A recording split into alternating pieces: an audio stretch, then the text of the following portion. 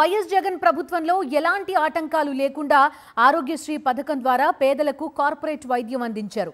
చంద్రబాబు ప్రభుత్వం వచ్చినప్పటి నుంచి ఈ పథకాన్ని నిర్వీర్యం చేయడం ఆరంభించారు. నెట్వర్క్ ఆసుపత్రులకు బిల్లులు చెల్లించకుండా ఆరోగ్యశ్రీని గాలికొదిలేసింది ప్రభుత్వం. ఫలితంగా ఏపీలో గత 12 రోజులుగా పేదలకు ఆరోగ్యశ్రీ వైద్య సేవలు, శస్త్రచికిత్సలు నిలిచిపోయాయి. రోజులు గడుస్తున్నా ప్రజలు ఇబ్బందులు పడుతున్నా చంద్రబాబు ప్రభుత్వానికి మాత్రం చీమ కుట్టినట్టు కూడా లేదు.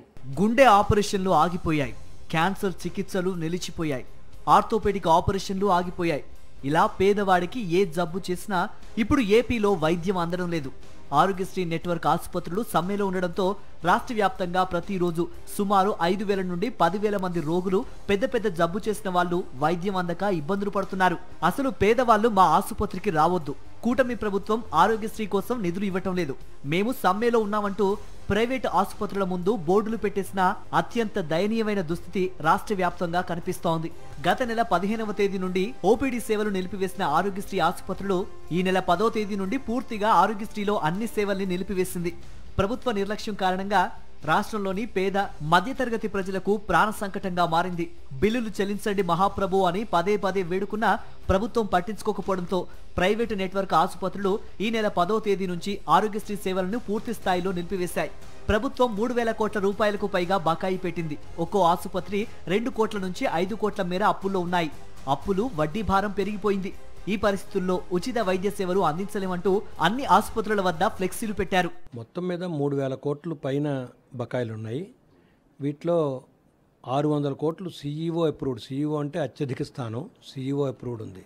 అంటే బిఫోర్ దట్ ఏంటంటే ఇవాళ ఒక పేషెంట్ రాగానే మేము ప్రీ ఆథరైజేషన్ రైజ్ చేసి ఇది 20,000 రూపాయలు, 22,000, 35,000 ఆ కేసును బట్టి చేశాక రకరకాల దశల్లో మేము ఆపరేషన్ చేసి 10వ తారీఖు అనుకుందాం, 10వ తారీఖు పేషెంట్ డిశ్చార్జ్ అయ్యాక 15 రోజుల లోపుగా మేము క్లెయిమ్ పెట్టాలి. మేము క్లెయిమ్ పెట్టాక 45 రోజుల లోపుగా, అంటే పేషెంట్ చేరిన దగ్గర నుంచి 2 నెలల లోపుగా వాళ్ళు మాకు మా ఖాతాలో జమ చేయాలి డబ్బు. ఈ 45 రోజులు, మా 15 రోజులు రూల్ అలా ఉండిపోయింది. 15 రోజుల్లో మేము అప్లోడ్ చేయాలని, కానీ వాళ్ళు 45 రోజుల్లో ఆరోగ్యశ్రీ వాళ్ళు ఇవ్వట్లేదు. చికిత్సలు చేయించుకోవాలని ఆరోగ్యశ్రీ కార్డుతో ఆసుపత్రులకు వెళ్లిన బాధితులకు ఉచిత చికిత్సలు అందించబోమని, డబ్బు కడితే వైద్యం చేస్తామని యాజమాన్యాలు తేల్చి చెబుతున్నాయి. దీంతో అనారోగ్యం బారిన పడ్డ పేద మధ్యతరగతి ప్రజల పరిస్థితి దయనీయంగా మారింది.